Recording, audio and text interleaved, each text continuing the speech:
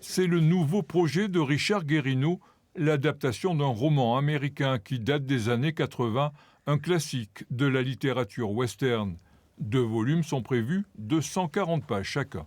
On va suivre une bande de ranchers, de cow-boys, qui vont convoyer un troupeau du sud du Texas jusque dans le Montana, donc sur des milliers de kilomètres, être confrontés aux éléments, passer une nuit sous l'orage avec un troupeau, traverser une rivière dans les westerns au cinéma.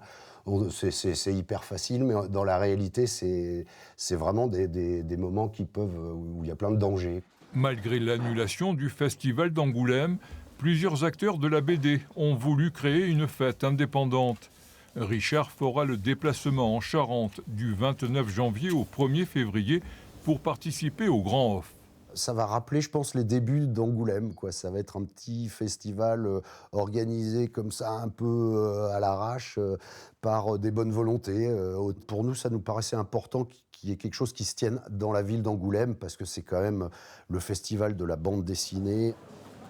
Regardez, j'ai Train de nuit d'Adrien Demont qui est double coup de cœur chez nous. Ça, c'est absolument magnifique. C'est un auteur de Bordeaux qui est très jeune, qui a une trentaine d'années. Les librairies spécialisées sont aussi en pleine effervescence pour ce grand rendez-vous.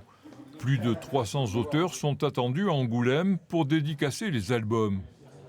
Je voudrais dire à tout le monde de venir à ce festival qui va être hyper sympa. Des expos, des concerts dessinés, les bars jouent le jeu, il va y avoir du monde en ville. Tout le festival sera gratuit. Les autrices et les auteurs jouent le jeu aussi, ils seront là. Je pense que ça va être une édition super sympa. Moi, je suis plutôt bande dessinée classique. Donc, ce qu'on appelle la ligne claire, tout ce qui était à l'époque Franquin, Tintin, Hergé et les autres auteurs, Black et Mortimer. Donc, je suis ravi qu'il y ait quand même eu des manifestations maintenues. Donc ça, c'est superbe parce que ça va me permettre d'y aller. Les Aquitains seront largement représentés, comme Dominique Bertaille, le dessinateur de la série consacrée à Madeleine Riffaut, une résistante de la Seconde Guerre mondiale. Ou alors Sandrine Revel pour la sortie de 2 albums. Rendez-vous est pris pour 4 jours de bande dessinée.